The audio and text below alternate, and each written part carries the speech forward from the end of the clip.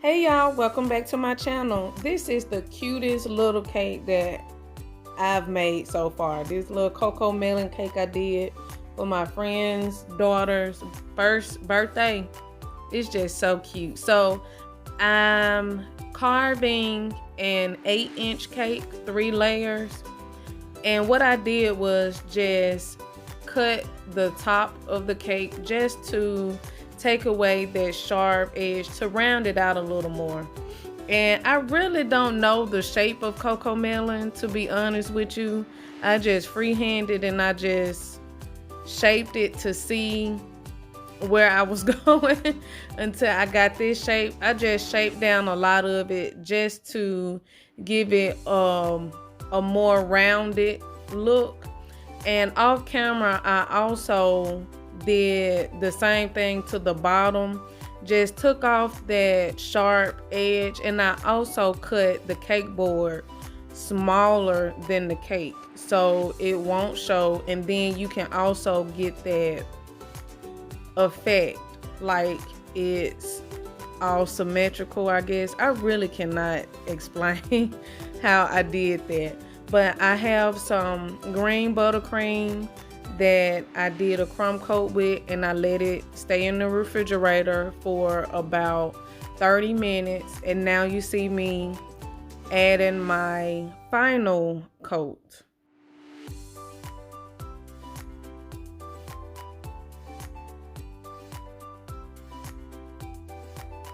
Just make sure you put in enough buttercream on your cake to hide the cake itself. You don't want the cake pieces to show through because we're not putting fondant on this cake.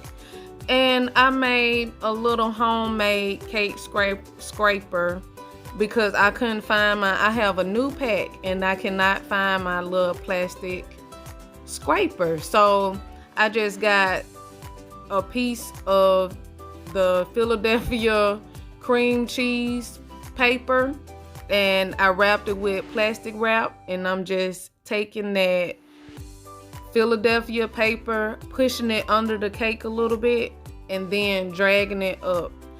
And that's just removing a lot of the excess and helping me get my shape that I want to achieve.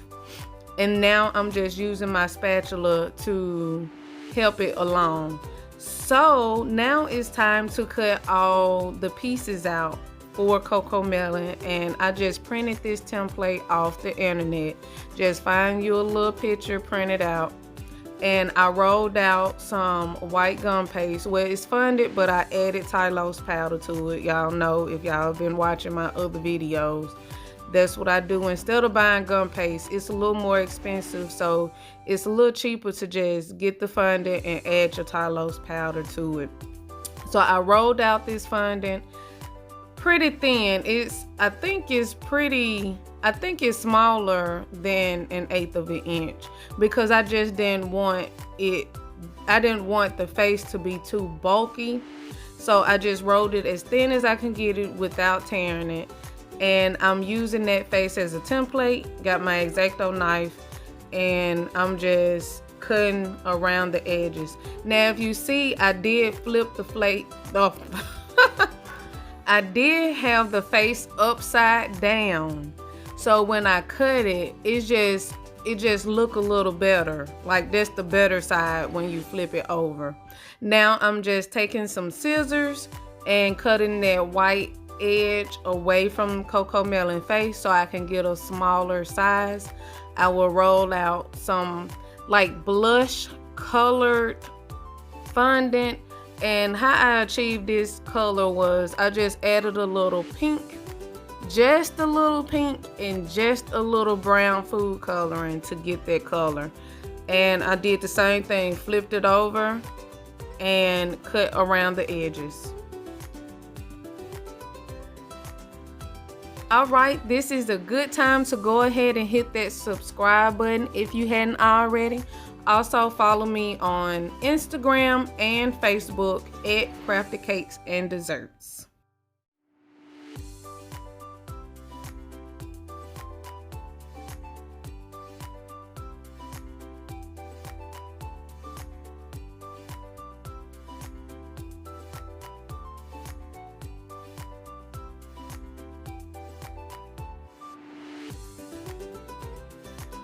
All right, once I finished cutting out the blush colored fondant, all I'm doing now is checking to make sure I see the white showing, make sure I didn't mess up anything. And I'm also just cleaning up some of those edges. So now I have black fondant and I'm cutting out my eyes. Now for some reason, I don't know why I didn't put my eyes upside down. Cause I just told y'all in the beginning that's the best way to do it. And I've been doing it all the time except when I got to the eyes. So make sure you flip it upside down. And cut out both of your eyes. And initially, I'm gonna just go ahead and get this out the way.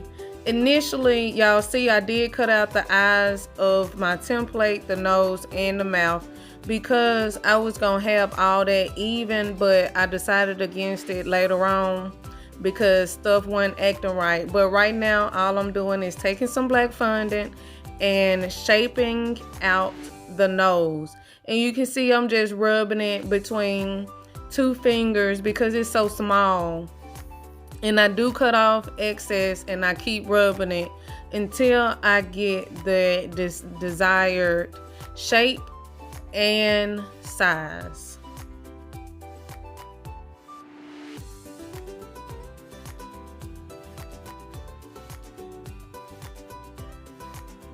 Okay, now it's time to make the mouth. I had to think about it. Now it's time to make the mouth. So I rolled a little sausage and I'm pressing down the top just to get it into a T shape. And I'm just molding it and twisting it and rolling it until I can get my desired shape and size.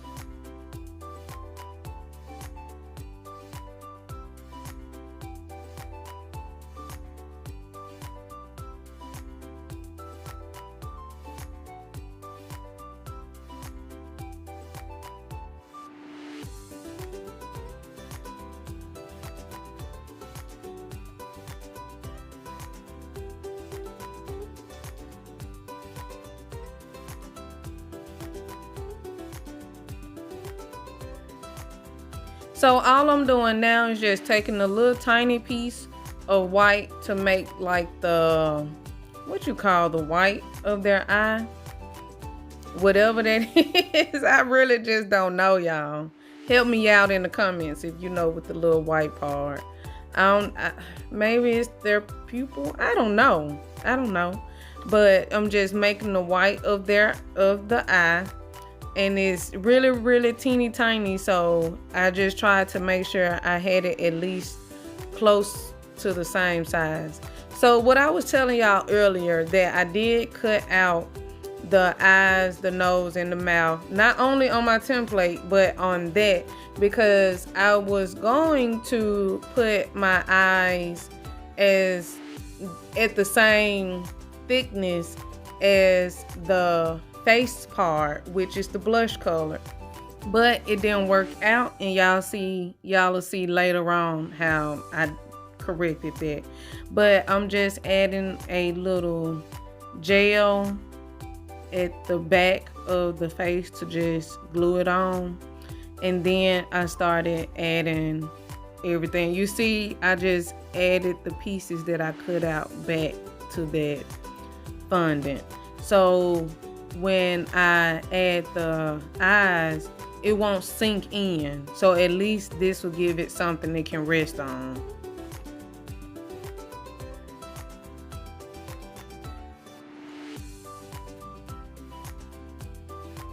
So now the only thing left to add is the nose and the mouth. And I did add a little blush color for the cheeks off camera, because when I was about to add the face to the cake, I realized that I forgot about the little blush color on his cheeks. So that was done off camera, but you will see it once I started adding all the features to the cake.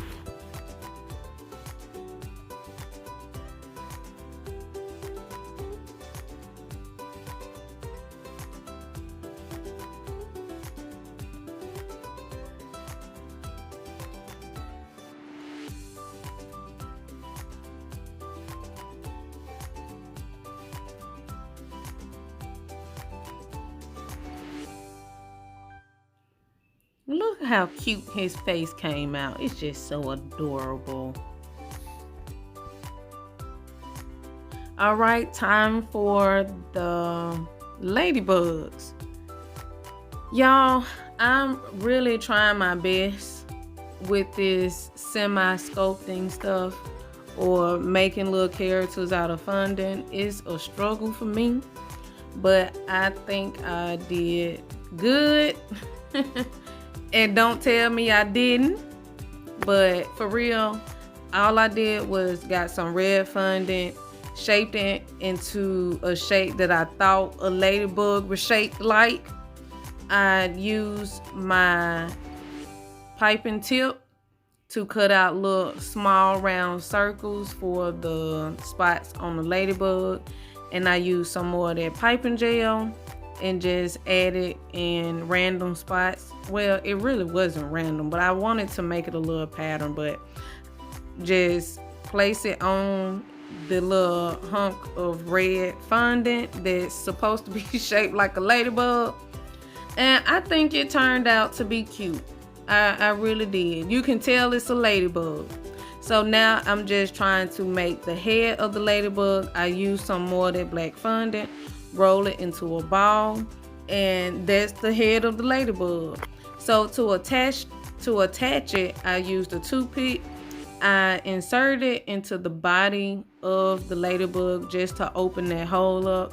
I dipped it in some of that piping gel and then added it to the body of the ladybug, and then I put some more piping gel on the toothpick and then put the round ball, or what's considered the head of the ladybug, on that. And I just added a little more of that piping gel just to make sure that it is stuck.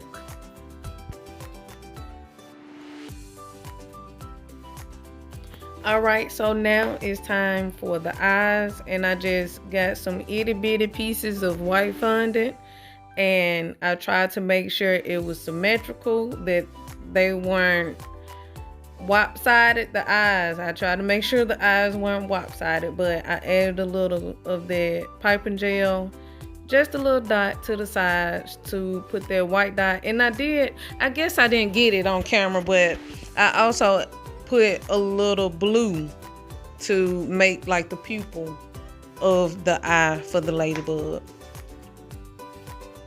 All right, so at this time, my cake has been in the refrigerator, I know, about an hour. Yeah.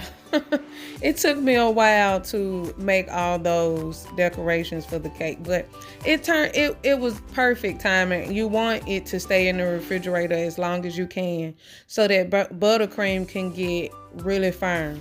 So my initial plan was to use fondant to make the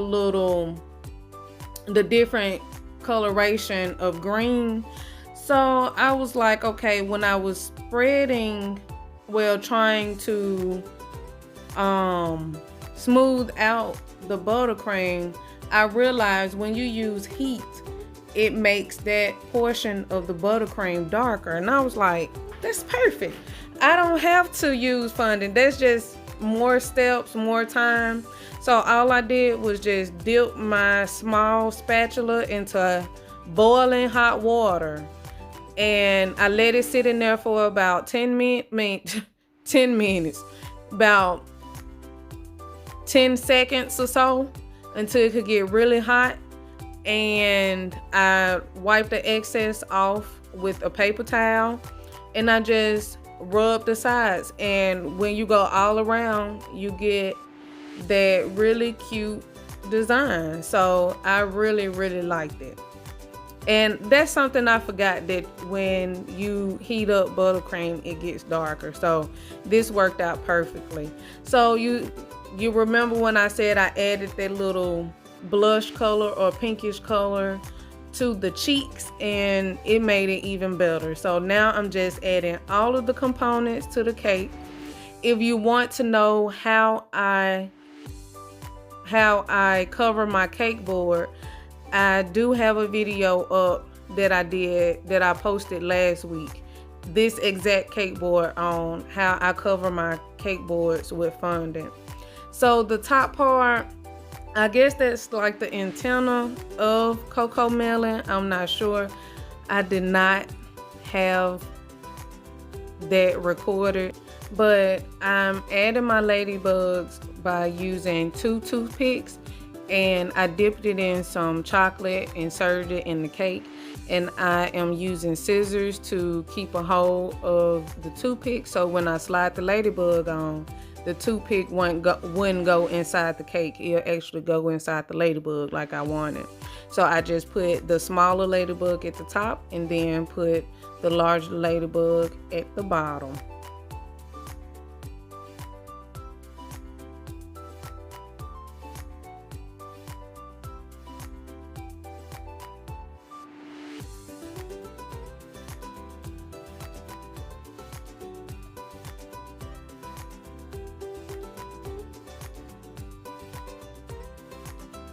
Alright, since we got all the components on the cake, now it's time for me just to put happy birthday. Well, I put happy first birthday Layla on it, and she got my daughter name.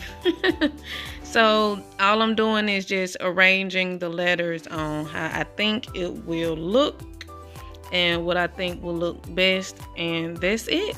Just glue them on, and there you have it, a Cocomelon cake. If you like this video, give me a thumbs up and comment in the comment section. Also, make sure you subscribe and click the notification bell so you will not miss any other upload. And I'll see y'all in the next video. See y'all.